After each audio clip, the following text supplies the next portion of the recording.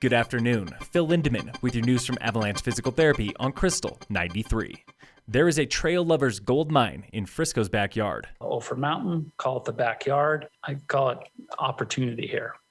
It's hard not to look at this and smile. That was Town Trails manager Pete Swenson explaining his vision for Ophir Mountain, bordered by Miners Creek Road and Highway 9. We are in a position that Austria was in the 40s and 50s in terms of you had all these valleys, and they said, well, why don't we do something with the mountains? And they put up ski lifts.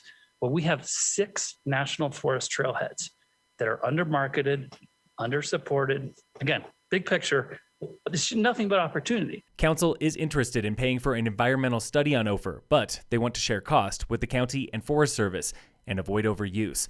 Swenson is confident it can be done. You can look at Aspen, you can look at Telluride, look at the town called Boulder. There's a lot of good examples that we can draw from. We need to do what's good for Frisco. Developing trails on Ophir is still likely years in the future, and Swenson warns it will include a parking plan.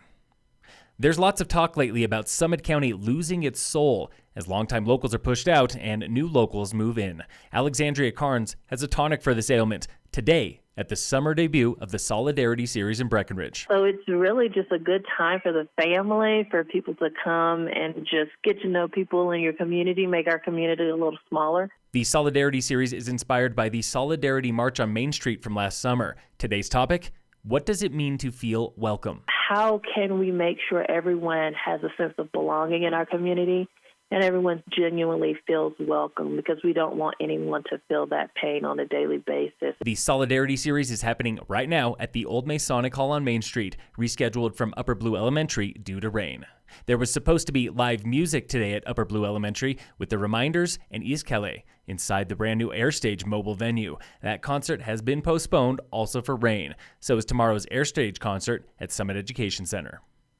Fire crews battling the Sylvan Fire are now on the offensive, bolstered by up to a half inch of rain yesterday, and more to come. Fire manager Rob Powell. We're taking advantage of the weather and the resources we have where it makes sense to engage the fire direct, but also looking at farther out. The fire has grown minimally in the past 2 days after erupting to burn more than 3,700 acres in 72 hours earlier in the week. It's not normal what we're seeing anymore, so we have to plan for a bigger event, but we're taking advantage of the weather and the resources we have where it makes sense to engage the fire direct, but also looking at farther out. The Sylvan Fire is still 0% contained, one of 9 active fires in the state today.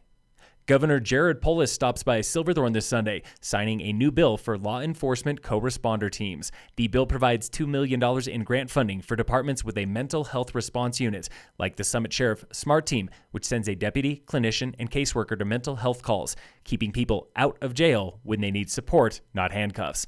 The governor signs the bill at 9 a.m. this Sunday at the Performing Arts Center outdoor stage. Short-term rentals are the high country cash cow, raking in more than $117 million for Breckenridge alone this year. But traditional lodging is also on the rebound, earning nearly $3 million in tax revenue alone. That's up 217% over prediction. And it is the same across the West. Analytics firm Intopia reports on summer bookings May through October, up 116% over last year when hotels were still shut down, up a modest 1.6% over 2019. But it's going to cost you to stay at a lodge. Room rates have grown nearly 31% in 2 years. In sports, the Rockies are playing the Brewers right now in Milwaukee. And in local sports, brought to you by American Family Insurance, the Weiss Agency, there's a new way to get high in town.